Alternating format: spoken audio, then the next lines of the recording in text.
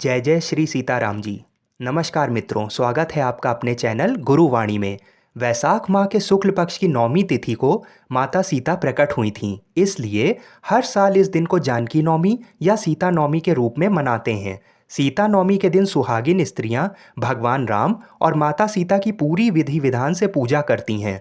कहा जाता है कि ऐसा करने से सुहागिनों का सुहाग बना रहता है और घर में सुख शांति भी बनी रहती है और साथ ही हमारी सभी मनोकामनाएं पूर्ण होती हैं। इस साल सीता नवमी का व्रत 10 मई को रखा जाएगा।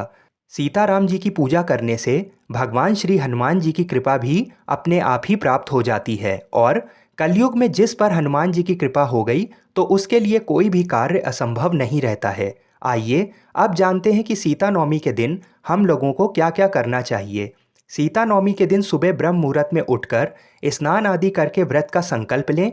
घर में रखे गंगा जल से भगवान श्री सीताराम जी की मूर्ति को स्नान कराएं और अपने घर के मंदिर में भी गंगा जल अवश्य छिड़कें। इसके बाद घर के मंदिर में सीताराम जी की विधि पूर्वक पूजा करें तथा भोग लगाएं। पूजा में सुगंधित फूल अवश्य चढ़ाएं। भगवान श्री राम जी को चंदन का तिलक करें और माता सीता को सिंदूर अवश्य लगाएं। वैसाख माह में मिलने वाले सभी प्रकार के मौसमी फलों का भोग अवश्य लगाएं और उसके बाद आरती करें और सभी लोगों में प्रसाद को वितरित करें। सीता नवमी के दिन व्रत रखने और विधि विधान से पूजा करने से हमारी और हमारी परिवार की सभी मनोकामनाएं पूर्ण होती हैं। घर में सुख शांति आती है और पति को लंबी आयु प्राप्त होती है। जैसा कि शास्त्रों में कहा गया है, इस दिन व्रत रखने और पूजा करने से तीर्थ यात्राओं और गंगा स्नान के बराबर पुण्य मिलता है। आइए अब जानते हैं वाराणसी के पंचांग के अनुसार नौमी तिथि कितने बजे से कितने बजे तक रहेगी। नौमी तिथि 9 मई को शाम को 6:32 से शुरू होकर 10 मई को शाम को 7:24 तक रहेगी।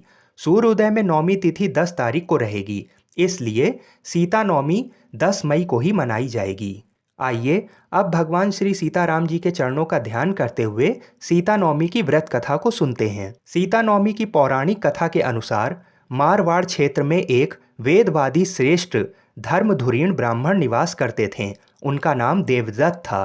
उन ब्राह्मण की बड़ी सुंदर पत्नी थी, उसका नाम शोभना था। ब्राह्मण देवता जीविका के लिए अपने ग्राम से अन्य किसी ग्राम में भिक्षाटन के लिए गए हुए थे। उधर ब्राह्मणी कुसंगत में फंसकर व्यभिचार में प्रवृत्त हो गई। अब तो पूरे गांव में उसके इस निंदित कर्म की चर्चाएं होने लगीं, परंतु उस दुष्टा ने गांव को ही जलवा दिया। दुष्कर्मों में रत रहने वाली वह दुर्बुद्धि जब मरी तो उसका अगला जन्म चांडाल के घर में हुआ। पति का त्याग करने से वह चंडालिनी बनी। ग्राम जलाने से उसे भीषण कुष्ठ हो गया था तथा पराये पुरुषों से व्यभिचार कर्म करने के कारण वह अंधी भी हो गई। अपने कर्म का फल उसे भोगना ही था। इस प्रकार वह अपने कर्म के योग से दिनों दिन दारुण दुख प्राप्त करती हुई देश देशांतर में भटकने लगी। एक बार दैव योग से वह भटकती हुई कौशलपुरी यानी कि अयोध्या पहुंच गई। संयोगवश उस दिन वैसाख मास शुक्ल पक्ष की नौमी तिथि थी, जो समस्त पापों का नाश करने में समर्थ है। सीता नवमी के पावन उत्सव पर भूख प्यास से व्याकुल व दुखियारी इस प्रकार प्रार्थना करने लगी, हे सज्जनों, मुझ पर कृपा कर कुछ भोजन सामग्री प्रदान करो, मैं भूख से मर रही हूँ। ऐसा कहते हुए वह स्त्री श्री कनक भवन के सामने बने 1000 पुष्प मंडित स्तंभों से गुजरती हुई उसमें प्रवेश कर गई। उसने पुनः पुकार लगाई, भैया कोई तो मेरी मदद करो, कुछ भोजन दे दो। इतने में एक भक्त ने उससे कहा, देवी आज तो सीता नवमी है, भोजन में अन्न देने वाले को पाप लगता है, इसलिए आज तो अन्न नहीं मिलेगा। कल पारण करने के लिए समय पे आना, ठाकुर जी का प्रसाद भरपेट मिलेगा। किंतु वह नहीं मानी। अधिक कहने पर भक्त ने उसे तुलसी एवं जल प्रदान किया। वह पापिनी भूख से मर गई, किंतु इसी बहाने अनजाने में उससे सीता नवमी का व्रत पूरा हो गया। अब तो परम कृपालिनी माता सीता ने उसे समस्त पापों से मुक्त कर दिया। इस व्रत के प्रभाव से वह पापिनी निर्मल होकर स्वर्ग में आनंद पूर्वक अनंत वर्षों तक रही। तत्पश्चात वह कामरूप देश के महाराज जय सिंह की महारानी कामकला के नाम से विख्यात हुई। जाति स्मरा उस महान साध्वी ने राज्य में अनेक देवालय बनवाए, जिनमें जानकी रघुनाथ की प्रतिष्ठा करवाई।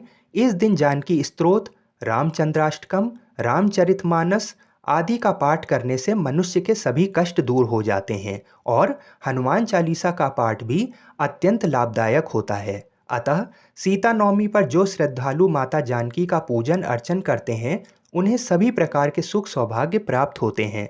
तो जिस प्रकार माता सीता ने उस दुष्ट स्त्री पर कृपा की, इसी प्रकार माता सीता हम सभी भक्तों पर अपनी कृपा करें। बोलिए श्री सीताराम जी की जय।